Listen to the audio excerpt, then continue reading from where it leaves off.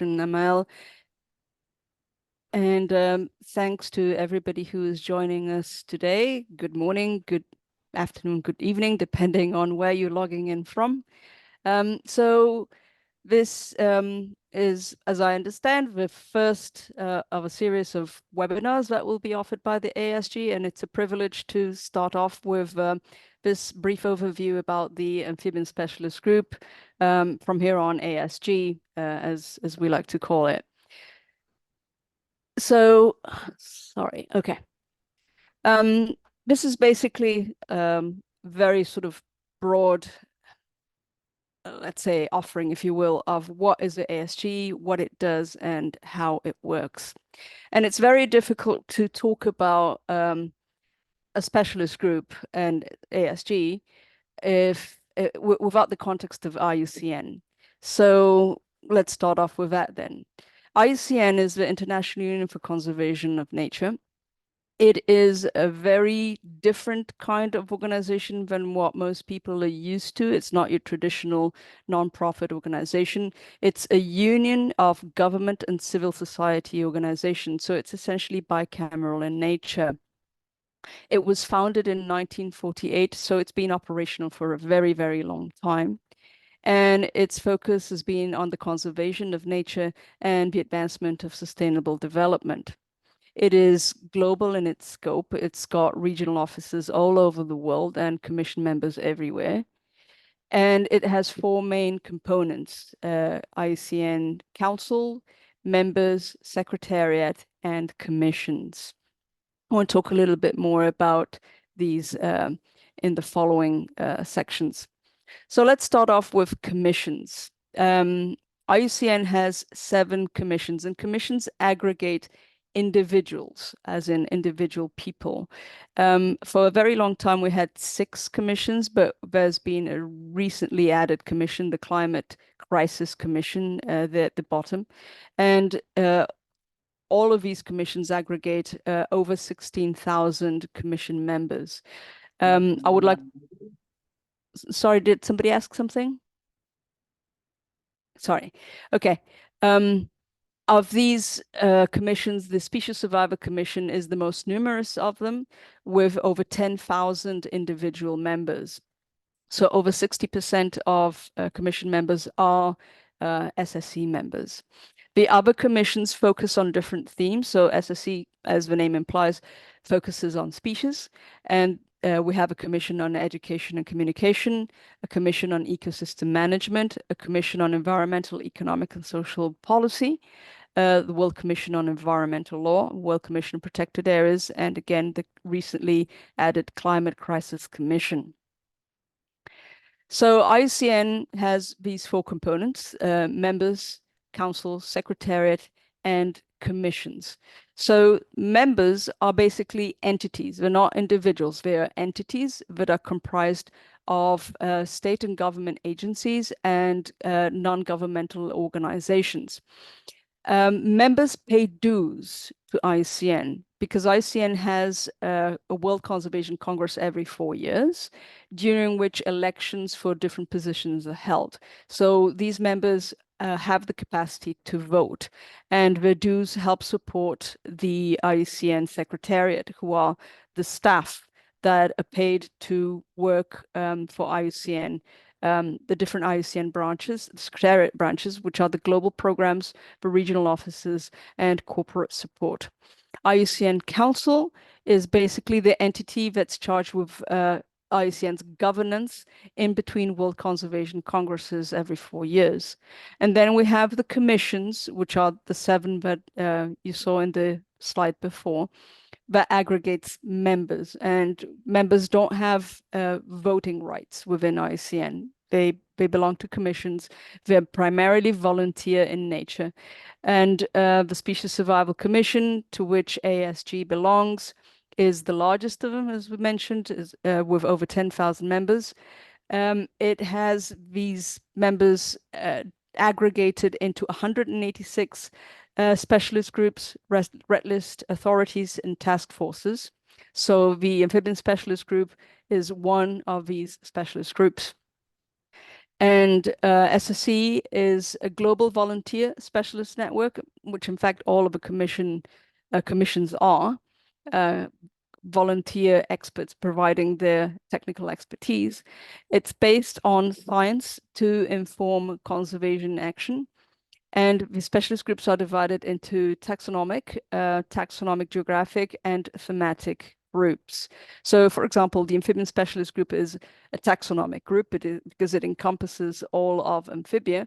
But just like there are taxonomic groups, you have, for example, thematic groups that focus on disease and climate change and reintroductions. And the commissions are reconstituted every 4 years. So every 4 years, when there's going to be a World Conservation Congress, membership in commissions lapse, and then you have to reconstitute all the commissions, which includes all of the specialist groups, all the red list authorities and task forces all over again. So right now, we are currently in the 2021 to 2025 IUCN period, which means that next year there will be a new World Conservation Congress. And again, everything will need to be restructured out after elections are held. So let's talk a little bit more now about the ASG, now that we know where it fits within the grand IUCN scheme. So the ASG was created in 2005, following the results of the first global amphibian assessment published in 2004. And the mission of the ASG is to provide the scientific foundation so that we can inform effective amphibian conservation around the world. It is a global network of volunteer scientists and experts that generate the science, capacity, and education on amphibian conservation. We have a website. It's iucn-amphibians.org. And we currently have over 8,700 species as our remit. So all of the class Amphibia is included in the amphibian specialist group. And I believe we're the only vertebrate specialist group that has an entire class as its remit. We have over 300 members worldwide, and these over 300 members are divided into 43 regions. So this is a very brief schematic of how the ASG is structured. So the Species Survival Commission Chair appoints the ASG chairs and the Amphibian Red List Authority coordinator. The RLA coordinator then oversees the Amphibian Red List Authority. So they organize and consolidate an Amphibian Red List Authority, which is tasked with updating amphibian assessments on the IUCN Red List of Threatened Species. The ASG chairs constitute an ASG secretariat, which oversees the governance of the ASG. And we are then sort of sustained in the pillars of the regional groups that are led by regional chairs and provide direction for regional activities. Thematic working group chairs provide input into the respective working groups in the update of the Amphibian Conservation Action Plan. And the ASG task forces are overseen by task force coordinators in their respective remits.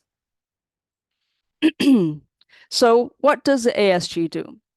We have, as the previous slide may have suggested, we have a multi-pronged approach to identify priorities both at the research and conservation levels and to develop groups that have similar interests. So one of our pillars is the regional groups.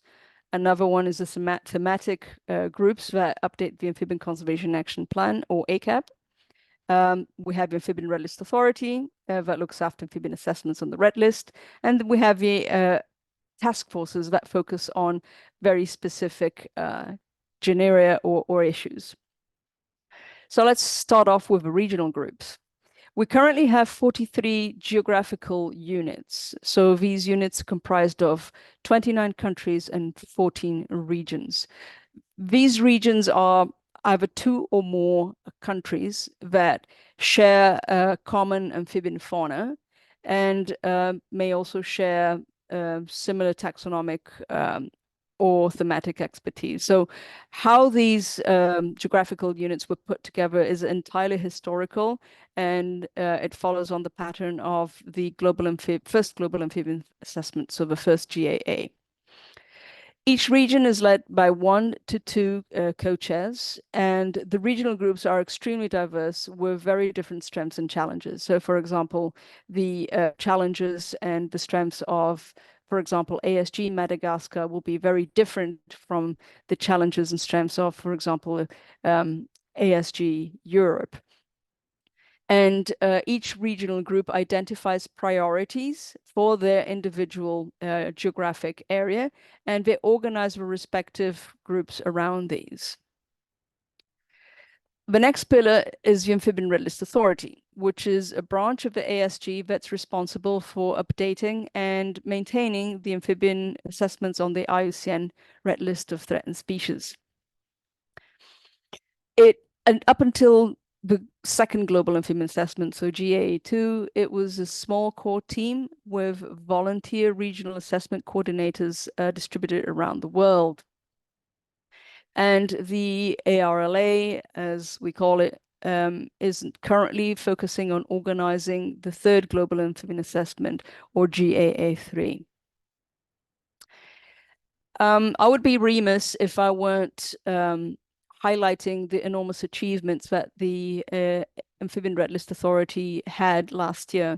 So the ARLA had been working for the last 7 years on updating the amphibian assessments on the IUCN Red List, and this took a very long, arduous 7 years. And finally, the results of this long process impacted by the pandemic came to fruition towards the end of 2023 with a publication of the results of the findings in Nature journal, and also a sort of like much more user-friendly PDF that focuses on the key findings of a GA2 called The State of the World's Amphibians. So both of these documents are available, freely available online. If you go to the ASG website, we'll be able to find it there. And enormous kudos to the ARLA for pulling this enormous feat off. And also to everybody who is on this call and who sees this presentation, who partook in this effort. Thank you, enormous thank you for your contribution towards the conclusion of this process. So the next pillar is the Amphibian Conservation Action Plan, or ACAP for short. So following the first global amphibian assessment into the conclusion of that publication in 2004, we found out how direly threatened amphibians were. And as a result, an Amphibian Conservation Summit was convened in 2005 in Washington, D.C. And a number of white papers were discussed to sort of chart out a plan for protecting amphibians the world over. So it was a globally scoped first version or first, let's say, incipient version of what could be an action plan. So those white papers were used to publish the ACAP in 2007. And in 2015, we had a second version published as a living web-based document, a much different format. It was primarily identifying challenges, short and medium-term targets. And even though there was a bit of uptake for both versions of ACAP, we realized that they really weren't getting picked up as much as we would have liked to really move the needle on amphibian conservation in a significant manner. So the idea behind ACAP is that it acts as a unified global strategy to protect amphibians. And in order to really be effective, it needs to be implemented and taken up and implemented as much as possible. And it is science-based to provide guidance for conservation action. So with the past experience of the 2 ACAPs, as we were thinking of how a third iteration of ACAP would look like, we decided to do things a little bit differently. So a first step was to ask practitioners of amphibian conservation what would be most useful for them. What is the basic information that they would need to see for them to really use ACAP? So we did a survey among over 130, I think it was, practitioners who provided input on how they saw something being useful to them. And what we realized when we started this process in 2019 was that we couldn't have one document being everything for everybody. And that was sort of like, unfortunately, how we had seen the two previous versions. And what became clear is that we needed to have sort of different languages for different audiences. So we decided to do two documents: a status review, which would be much more academically oriented and which would be looking into the science that had been produced since the first ACAP, providing a summary of the findings and recommendations to move forward, and then using that as a basis to develop a practitioner document that distilled the key findings for boots on the ground, if you will. So a practitioner document that could be much more user-friendly, shorter, and something that could be used globally. So we started working on the status review in 2019, and again, we were also impacted by COVID, and we had a first draft to share in July 2022, and this draft was put forward for open public consultation as a preprint. So there's a QR code if you'd like to take a look at that version. And it included 14 chapters, over 100 authors. Most of them were ASG members, but we also had folks that were experts in their particular themes. And it will be published as an IUCN publication, and it will be freely available for download once it is published. So we talked about 14 chapters. Two of them are introductory chapters, and the remaining 12 chapters are focused on specific themes that we have arranged into sort of 3 blocks. So we have a block focusing on threats, which includes 6 chapters: climate change, ecotoxicology, habitat loss, infectious diseases, trade and sustainable use. We have another block on species management, which has chapters on conservation breeding, assisted reproductive technologies and biobanking, genomics and translocations. And the last block is informing decision making, which includes communications and education, conservation planning, surveys, and monitoring of amphibians. Now, I should mention at this point that these chapters were driven by ASG leaders in the respective thematic fields, and they reflect also the expertise available in-house in the ASG that could be organized into specific thematic working groups. So obviously there are other themes that are not necessarily reflected here, and this is something that we would like to take into consideration for future iterations of ACAP. And the last pillar is ASG task forces. So the task forces are groups of ASG members that have a specific taxonomic or thematic focus that's not the same of what we already have in the ACAP focus working groups. And the purpose of these task forces is to consolidate efforts and to build knowledge on the respective study group themes. These task forces are led by one or more coordinators, and we currently have one established task force, the Atelopus task force. And Atelopus is one of the most threatened genera in the world, focused in the neotropics. But we currently are in the process of developing another 2 task forces. And both of these task forces are informed by the findings of the GAA2. So essentially, one of them is on Sicilians, which we found through the GAA2, over like 44% of the species are data deficient. So there's clear need for baseline studies to determine what their actual threat status is. And then the other task force that's being discussed right now is focused on Eastern Asian salamanders, which again, the findings of the GAA indicated that it's the most threatened amphibian order with over 60% of species in a threat category. So ASG is not the only sort of globally scoped amphibian conservation entity out there. We also have the Amphibian Arc and the Amphibian Survival Alliance, with whom we have historically worked closely with. And in 2016, the 3 entities got together to develop a joint vision, which is amphibians thriving in future, and how each of us contributes towards this particular vision. So the ASG provides the scientific foundation to guide the action. The amphibian arc provides ex situ knowledge, rescue, conservation needs assessments, planning, and capacity building. And the Amphibian Survival Alliance, which focuses on coordination to protect amphibians and their habitats through partnership, leads on the coordination, outreach, partnership, communication, and funding. So this is how we sort of like work together as groups. And it's important to mention here that there is really, really important need of feedback between the global and local work.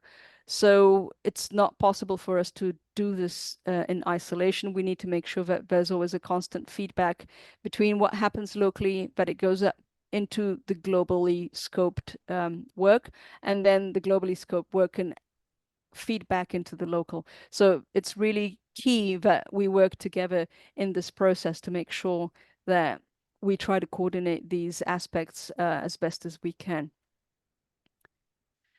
So that's sort of a very brief overview of what the ASG is, what it does, how it works. And thank you very much for the opportunity to start off with this webinar series talking about the ASG. And thanks to everybody who has been playing such a huge role in amphibian assessment, in the ACAP, in regional groups. So thank you very much, everyone. And if there's any questions, I'll be happy to take them. Thank you very much, Ariadne, for the presentation. That was very nice and a very good summary of everything. I have muted everyone during the presentation to avoid background noise. But if you have any question, please unmute yourself, or you can also write question in the chat box. There's no problem, we'll read them out. Thank you.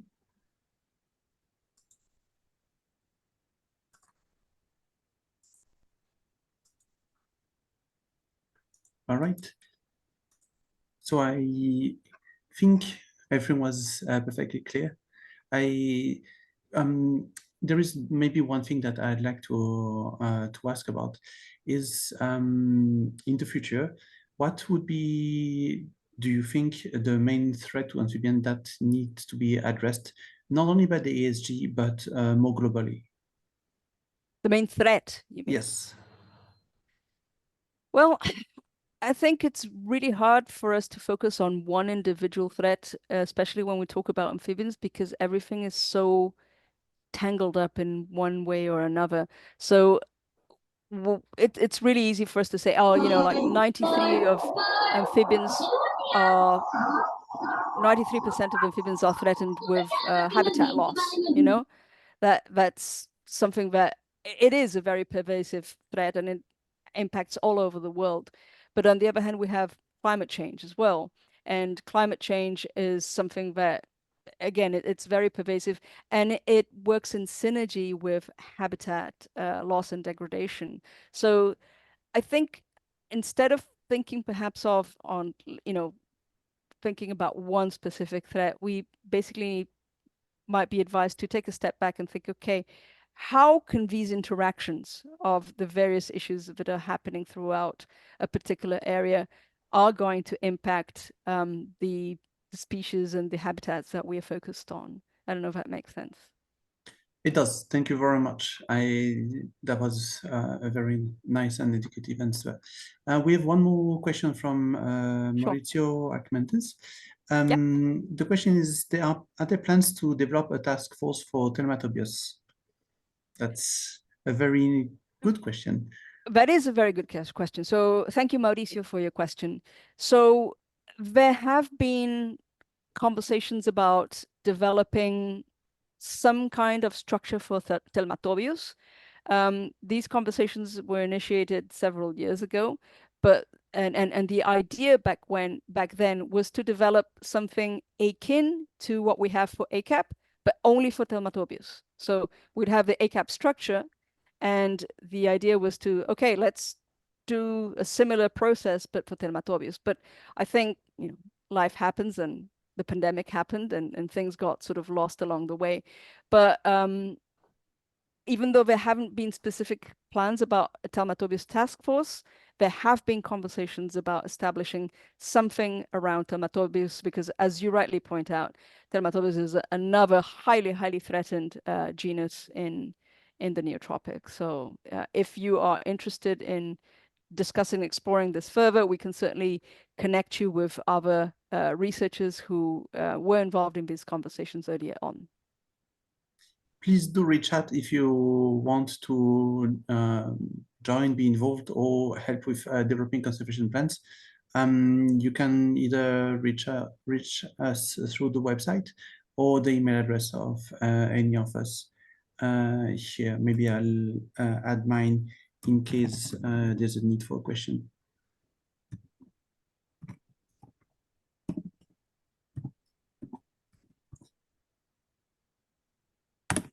The recording will be available on YouTube in a few days. And so it is easy for anyone to get back to it and listen to details again. I do want to say thank you very much for the team that set up the webinars, and especially to Maria Jose, who has been in charge of this one for the very first ASG webinar. Yes, thank you so much, Maria Jose and the ASG secretary, the ASG team for putting this together. Thank you. Do we have any more questions?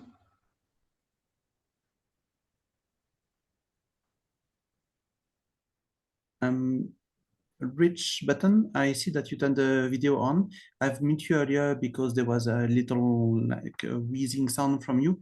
If you need me to unmute, I don't know if you're able to unmute yourself, please just wave and I'll unmute you in case it is needed.